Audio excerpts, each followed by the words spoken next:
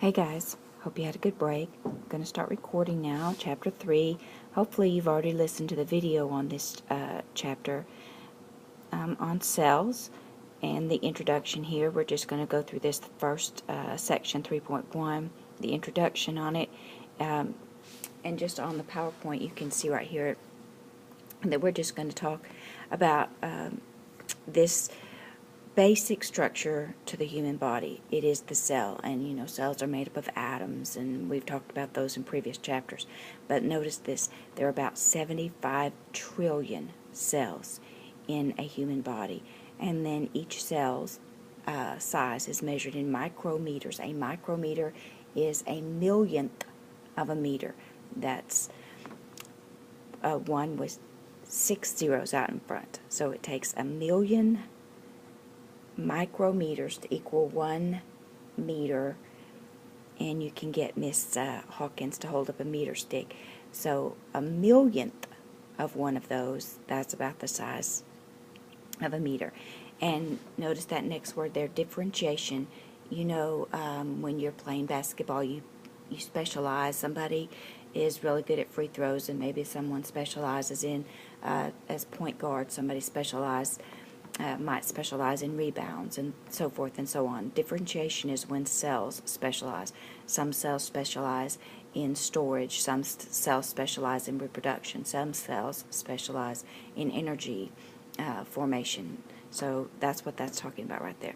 And then as a result of differentiation, the cells are going to be different sizes and different shapes depending on what they're used for, what their function is. So that's what that's talking about right there.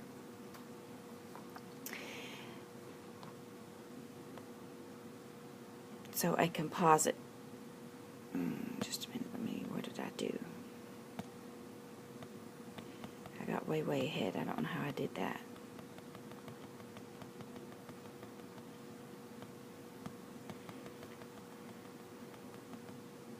Gracious. I have absolutely no idea what I did. Let me get back to where I want to be.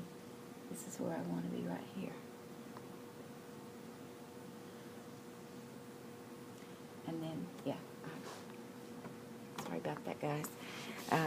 A composite cell, which is also just another fancy word for a typical cell. A regular old ordinary cell called a composite cell. And its major parts are, we already know this from biology, hopefully, a nucleus, the cytoplasm, and then you got your cell membrane, or the outer wall, if you will, okay? And then the cell membrane, also known as the plasma membrane, is the outside wall of the cell. And remember, that's important because it's going to control what gets to come in and out of the cell, which is very important. It's called selectively permeable. Y'all remember this from biology, I hope.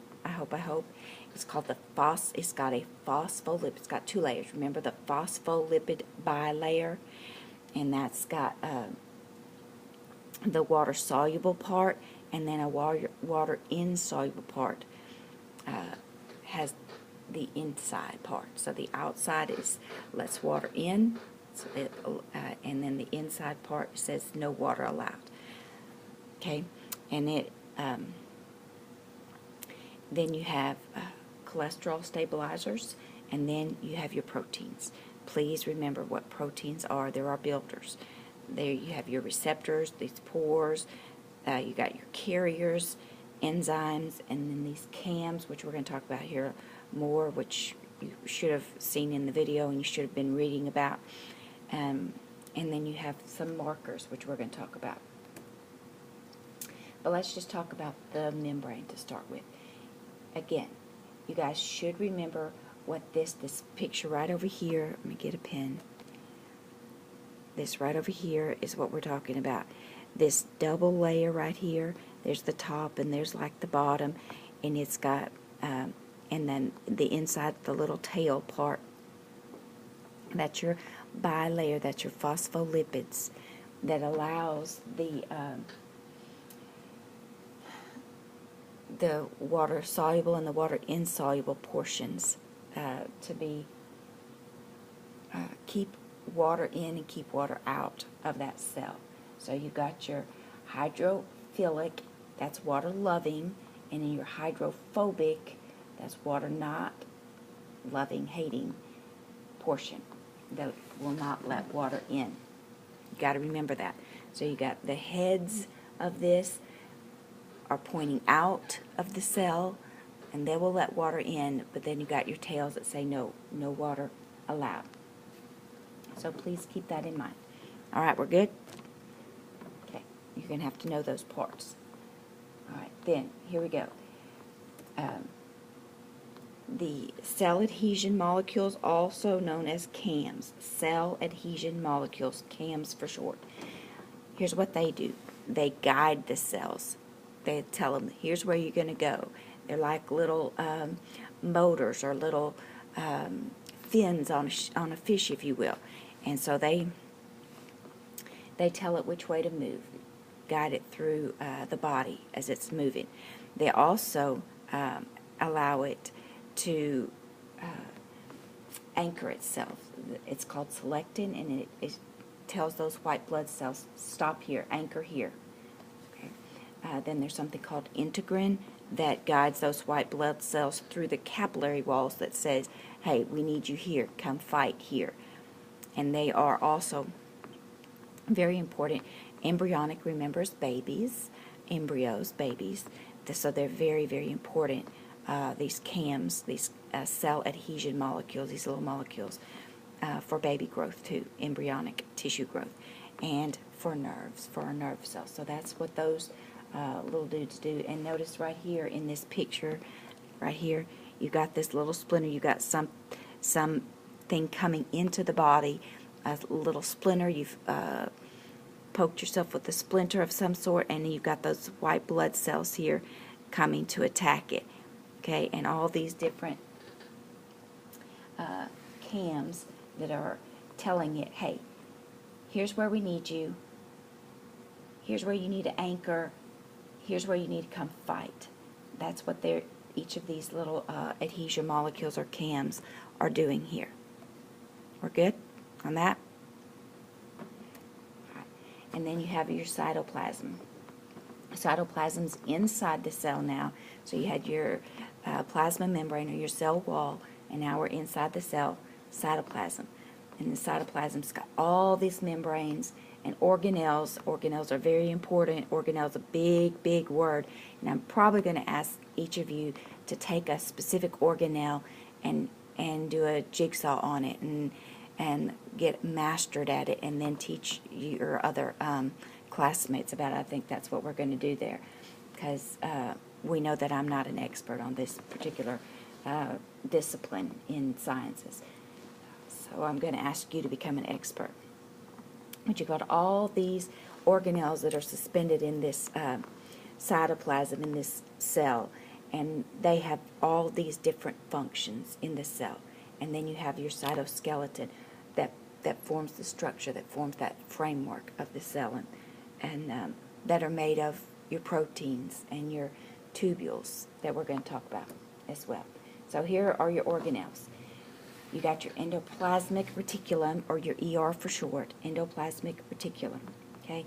And your endoplasmic reticulum, or your ER, it's got all these little sacs and canals and vesicles, and they're all, it's for your transport. It's letting stuff transport its way through that cell and telling it where to go.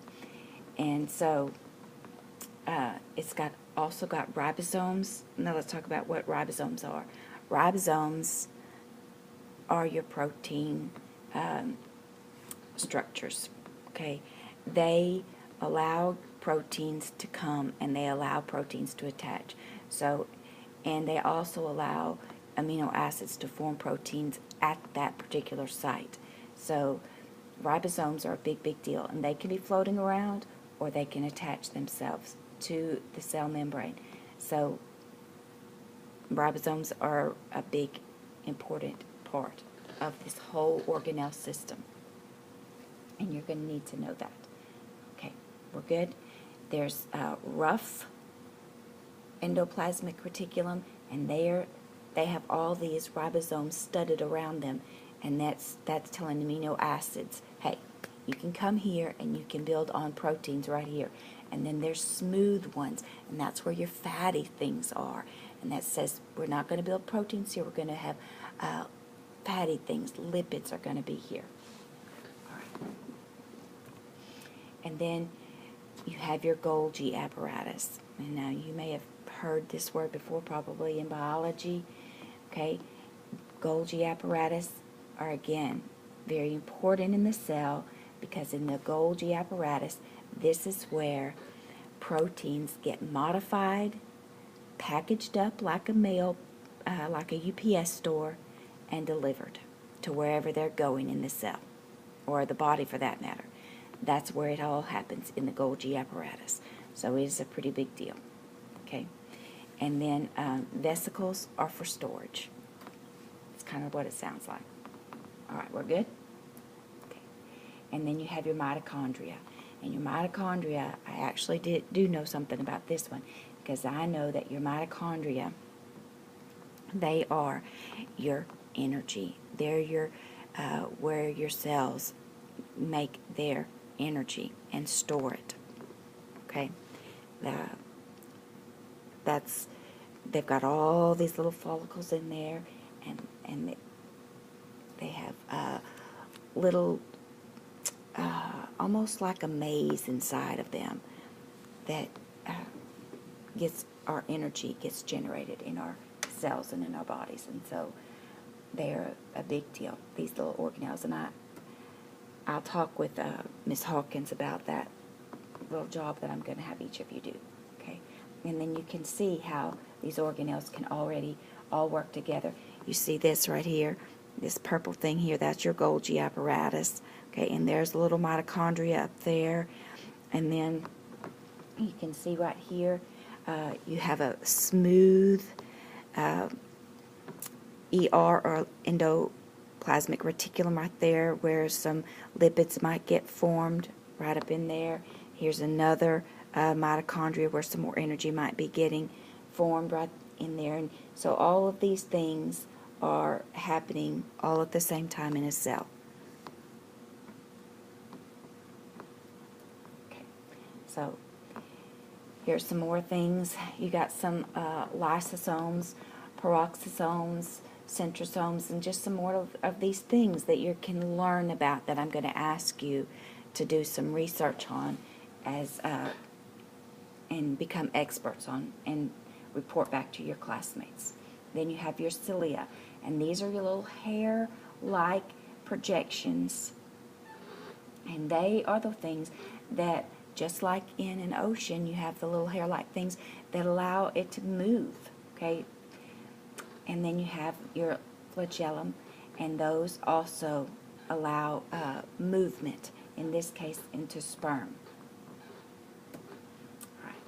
And you have microfilaments and microtubules, and again, they're for support, and they also allow for movement to happen. So you have lots and lots and lots of different things moving together, and it's just so astounding to me how it can all work together. This is one cell, guys. This is not a person here. This is one cell. And how many are there in a body? 75 trillion. And this is just one. And they're all working together here. Okay? We're good? I hope you have a great day. More's coming.